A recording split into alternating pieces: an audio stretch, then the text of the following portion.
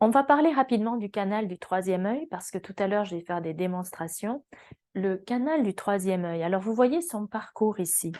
Vous voyez le parcours du canal du troisième œil qui commence dans la zone du Wei-Yin. Donc, on met beaucoup l'emphase, comme Monique l'a bien expliqué, l'a bien montré dans la pratique, sur la première maison de l'âme, premier chakra. Et ensuite, ce canal du troisième œil, les images vont nous arriver à la glande pinéale, mais le chi, l'énergie, va nous arriver de la première maison de l'âme et surtout de la zone du dos, de la montagne enneigée. Donc, le centre énergétique, montagne enneigée, centre des messages et troisième œil, et le Zuqiao sont très importants pour le canal du troisième œil. C'est vraiment un tout. Le Wei-Yin, pourquoi il est important? Pourquoi il est nécessaire? Parce que c'est notre réserve de lumière. Le Wei-Yin, c'est la première maison de l'âme. Imaginez, c'est le moteur d'une fusée. C'est là qu'on a toute la lumière qui est accumulée, une grosse partie de notre énergie. Donc, c'est l'engin, le moteur, l'engin, la source qui va pousser l'information vers le haut. Donc, ce Wei-Yin, on voit qu'il est très important pour les canaux spirituels. Vous l'avez vu, on l'a eu pour le canal de communication directe avec Monique. Là, on le voit encore, canal du troisième œil. Dans le canal de connaissance directe, on va en parler tout à l'heure, le Wei-Yin est très impliqué. Il est impliqué aussi dans le processus de la purification.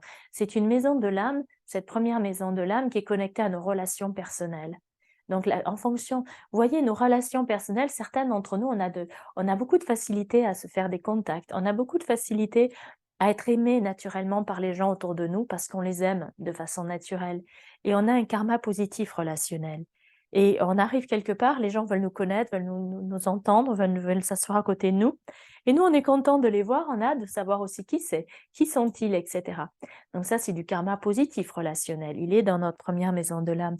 On sait donc l'opposé de ça, s'il y a des gens qui sont très introvertis au point d'avoir peur de connecter avec l'étranger. Donc ça, c'est des blocages au niveau de la première maison de l'âme, car notre nature à tous, c'est de communiquer, d'échanger et de briller notre lumière de Yuan Shen. Donc pour ça, il faut une première maison de l'âme qui est vraiment très brillante. Et dans les pratiques Advanced Shulian, donc de Maître Sha, donc ceux qui sont avec nous dans le programme Purification avancée.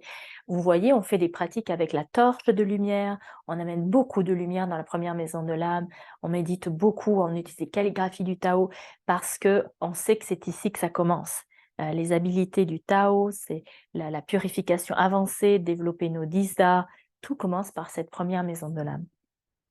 Le canal du troisième œil, donc comprendre où il est dans notre corps, comprendre donc tout le travail qu'on va faire pour notre fondement, notre fondation, centre énergétique, va être capital pour ouvrir chacun des canaux spirituels. Et on voit que le troisième œil, il pompe beaucoup d'énergie dans la première maison de l'âme, et aussi les reins, la montagne enneigée et la glande pinéale.